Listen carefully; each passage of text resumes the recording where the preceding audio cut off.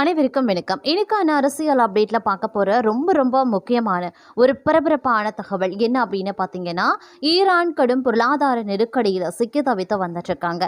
அங்க பொதுமக்கள் அரசுக்கு எதிராக போராட்டத்தையும் மேற்கொண்டு வரக்கூடிய பட்சத்தில் இந்தியாவுக்கு விழக்கூடிய மிகப்பெரிய அடி ஈரான் குழப்பத்தால புதிய பிரச்சனையாக மாறி இருக்கிறது அப்படின்னு கூட சொல்லலாம். இதனுடைய பின்னணியில பாஸ்மதி ரைஸுடைய விலையும் அதிகரிக்க செய்யும். அதனுடைய இருப்பு என்னவாகக்கூடிய இருக்கிறது, அதனுடைய நிலவரம் என்ன அப்படிங்கிறத பற்றியும் தொடர்ந்து இது குறித்த பல்வேறு வகையான பரபரப்பான உலக செய்திகளை நீங்கள் தெரிந்த பலன் பெற வீடியோவை ஸ்கிப் பண்ணாமல் கடைசி வரைக்கும் பாருங்கள். வீடியோக்குள்ளே புகார்றதுக்கு முன்னாடி இது வரைக்கும் நீங்கள் நம்ம சேனலை சப்ஸ்கிரைப் பண்ணலை அப்படின்னா உடனே சப்ஸ்கிரைப் பண்ணிக்கோங்க. அப்படியே பக்கத்தில் இருக்கக்கூடிய நோட்டிஃபிகேஷனுக்கான பில் பட்டனையும் ப்ரெஸ் பண்ணிக்கோங்க. சரி நேர்களே, வாங்க வீடியோக்குள்ளே போகலாம். ஈரான் கடும் பொருளாதார நெருக்கடியில் சிக்கி தவித்து வந்துட்டு இருக்காங்க. அது மட்டும் இல்லாமல் அங்கே பொதுமக்கள் பார்த்தீங்க அப்படின்னா அவங்களுடைய அரசுக்கு எதிராகவே போராட்டத்தையும் மேற்கொண்டு வந்துட்டு இருக்காங்க. இதனால பார்த்தீங்கன்னா ஈரானில் பெரும் குழப்பம் ஏற்பட்டிருக்கிறதுங்க. இந்த நிலையில தான் ஈரானால நம் நாட்டுக்கு புதிய பாதிப்பு ஏற்பட்டிருக்கிறது அப்படின்னே சொல்லலாம். அது பற்றி இப்போ நாம விரிவாக பார்க்கலாம். அதாவது ஈரான் தற்போது கடும் பொருளாதார நெருக்கடியை சந்தித்திருக்காங்க. அங்கு அத்தியாவசிய பொருட்களினுடைய விலை கிடுகிடுவென அதிகரிக்கவும் செய்திருக்கிறது. பொதுமக்கள் கடந்த மாதம் 28ஆம் தேதி முதல் தொடர்ந்து போராட்டம் நடத்தி வந்துட்டு இருக்காங்க. இந்த போராட்டம் நாடு முழுவதும் விரிவடைந்திருக்கிறது. இதனால் அந்த நாட்டின் அரசுக்கு பெரும் நெருக்கடி ஏற்பட்டிருக்கிறது அப்படின்னு நான் சொல்லணும். போராட்டத்தை கட்டுப்படுத்த அரசு நடவடிக்கை எடுத்தும் வந்துட்டு இருக்காங்க. தற்போது வரைக்கும் 65 போராட்டக்காரர்கள் பலியாகியும் இருக்காங்க. 2000த்திற்கும் அதிகமானவங்க கைது செய்யப்பட்டிருக்காங்க. நாடு முழுவதும் இன்டர்நெட் சேவையும் பாதிக்கப்பட்டிருக்கு.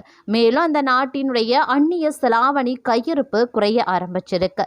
அது மட்டும் இல்லாம ஈரானின் நாணய மதிப்பு பெரும் வீழ்ச்சியை சந்தித்திருக்கிறது அப்படின்னு நான் சொல்லணும். கடந்த ஆண்டு ஈரான் இஸ்ரேல் மோதலின் போது அமெரிக்கா டாலருக்கு நிகரான ஈரானின் உள்ளூர் நாணயமான ஒரு ரியாலின் மதிப்பு 90,000 இருந்திருக்கிறது.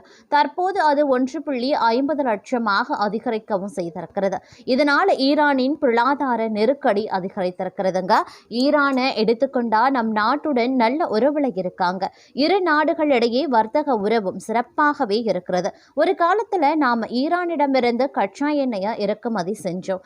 ஆனா ஈரான் மீதான அமெரிக்காவின் தடையால கச்சா எண்ணெய் இறக்குமதி கைவிடப்பட்டது. இதற்கு அமெரிக்காவின் பொருளாதார தடைகள் தான் முக்கிய காரணம். இருந்தாலும் ஈரான் தொடர்ந்து நம்மிடம் இருந்து அதிகப்படியான பொருட்களை நம் நாட்டிடமிருந்து இறக்குமதி செய்திருக்காங்க. நம் நாட்டில் இருந்து டீ, பாஸ்மதி ரைஸ், மருந்து பொருட்கள் ஈரானுக்கு செல்கிறது.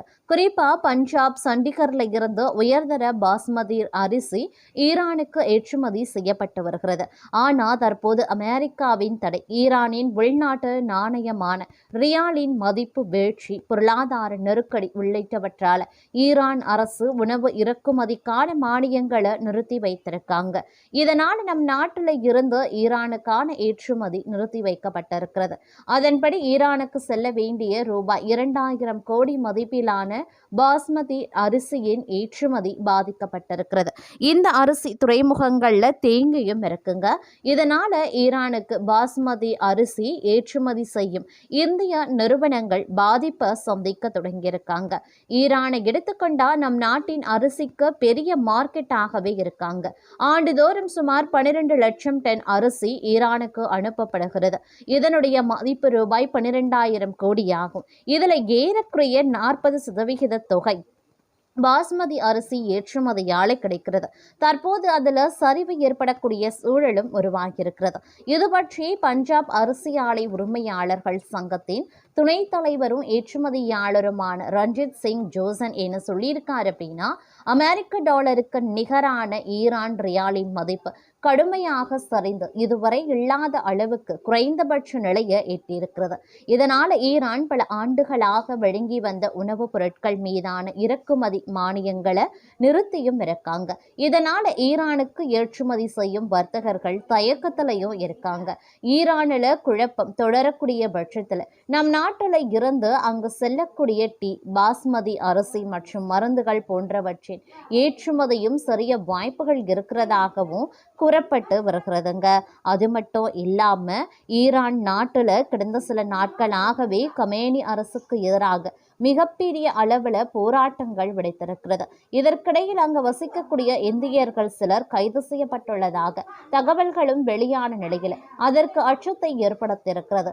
இது தொடர்பாக தற்போது ஈரான் அரசு முக்கியமான விளக்கத்தையும் கொடுத்திருக்காங்க. இது குறித்து இப்ப நாம பார்க்கலாம். அதாவது மத்திய கிழக்கு நாடான ஈரான்ல நாளுக்கு நாள் போராட்டங்கள் அதிகரித்து வந்துட்டு இருக்குங்க. அங்க இருக்கக்கூடிய கமேனி அரசுக்கு எதிராக ஆரம்பித்த போராட்டம் தற்போது நாடு முழுக்க பரவியும் இருக்கிறது. போராட்டத்தை ஒடுக்க அரசு எடுக்கக்கூடிய முயற்சிகளும் பெரிய அளவுல பலன் இல்லை. இதனால் அங்க பரபரப்பான ஒரு சூழலை நிலவி வந்துட்டு இருக்கு. ஈரான் தலைநகர் தெஹ்ரான் உள்ளிட்ட முக்கிய நகரங்கள் முழுக்க மிகப்பெரிய அளவுல போராட்டங்கள் வெடித்திருக்கிறது. இதற்கிடையே போராட்டங்களுக்கு மத்தியில அங்கு 6 இந்தியர்கள் கைது செய்யப்பட்டுள்ளதாக தகவல்களும் வெளியாகியிருக்கிறது. அதுல 10 ஆப்கான் நாட்டை சேர்ந்தவர்கள், 6 இந்தியர்கள் என மொத்தம் 16 வெளிநாட்டவர் கைது செய்யப்பட்டுள்ளதாக தெரிவிக்கப்பட்டிருக்கிறது. இன்னும் சில சமூக வலைதளங்கள்ல மேலும் பல இந்தியர்கள் கைது செய்யப்பட்டதாகவும் தகவல் பரவி இருக்கிறதுங்க. ஈரான்ல கணிசமான அளவு இந்தியர்கள் வசித்து வரக்கூடிய நிலையில இந்த தகவல் அச்சத்தை ஏற்படுத்தியதாகவே இருக்கிறது. இருந்தாலும் இது பொய்யான தகவல் என சொல்லி ஈரான் அரசு இந்த தகவலை திட்டவட்டமாகவே நிராகரித்தும் இருக்காங்க. இந்தியாவிற்கான ஈரானிய தூதுவர் முகமது பதாலி தனது ட்விட்டர் பக்கத்துல ஈரானின் வெளிநாட்டவர் கைது செய்யப்பட்டதாக வரக்கூடிய செய்திகள் பொய்யானவை, அதிகாரப்பூர்வ தகவல்கள் மட்டுமே நம்புங்க அப்படின்னு அதுல கூறப்பட்டிருந்தது.